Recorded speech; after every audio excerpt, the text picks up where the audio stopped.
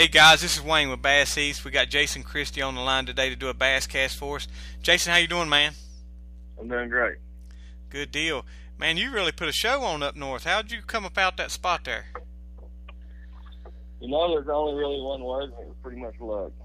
Uh, I just fished around the lake, and really the main thing that led me, to that general area was that a lot of the guys up there were saying that a lot of the bigger fish were migrating to the river, the St. Clair River, and there'd be a few fish still left in the lake. And if you took and drew a straight line from the lake to the St. Clair River, like it's right through the middle of the area that I caught. So, I was hoping to catch a few of the resident fish that were living in that area, and also having some migrators passing through. But for anybody that hasn't been up there, that place is giant, and to find a place like that had that many big fish, it's like finding a needle in a haystack. But I was just fortunate to come across one area that had above quality fish in it. Well, was there any secret lures you had, Jason, or was it pretty much catch them at your own will? The lures were important. I was, our first day I caught him Carolina rig and a salamander, which is, pretty much a lizard with a boot tail on it. And then the second day and the third day I caught him on a young too. But I think, the first day was kind of a tougher day. I didn't get a whole lot of bites, but the bites I got were good ones. And the second and third day, I don't know, the lure was important, but the retrieve, was even more important. I fished around and wasn't getting a lot of bites, and finally just started ripping that thing. I mean, kind of like you would a Kentucky Lake, a big jig or something. And I don't think those fish were really wanting to bite, but they just couldn't resist it. They had to bite. It was a reaction, a reaction bite. And once I started doing that, I started, catching them pretty steady.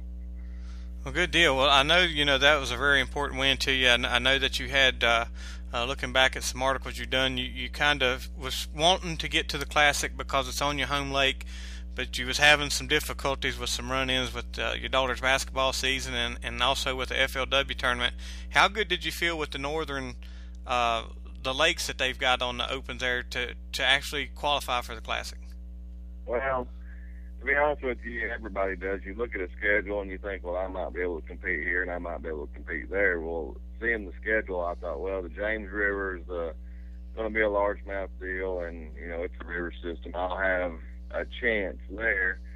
And then I thought the last one being Cayuga, the largemouth will play a little bit, and it's got a lot of grass, so I should be able to catch them flipping. I thought, well, I might be able to compete there. And then on Detroit, I'll just go to Detroit and put in my my time and hopefully bust one of the other two. And usually whenever you don't expect it, that's usually when it happens. I mean, every tournament that I've won in my career has been whenever you least expect it. I mean, it seems like whenever you have a great practice and you think that you're going to do something, it all falls apart. And then you get a tournament like Detroit where I thought, I'll be lucky if I can catch 15 or 16 pounds a day. And then you get in, you start working in the area, and all of a sudden 4s and 5s show up. I mean, it just always seems like it happens whenever you least expect it. But I'm glad I'm looking forward to it. I don't know how far it is,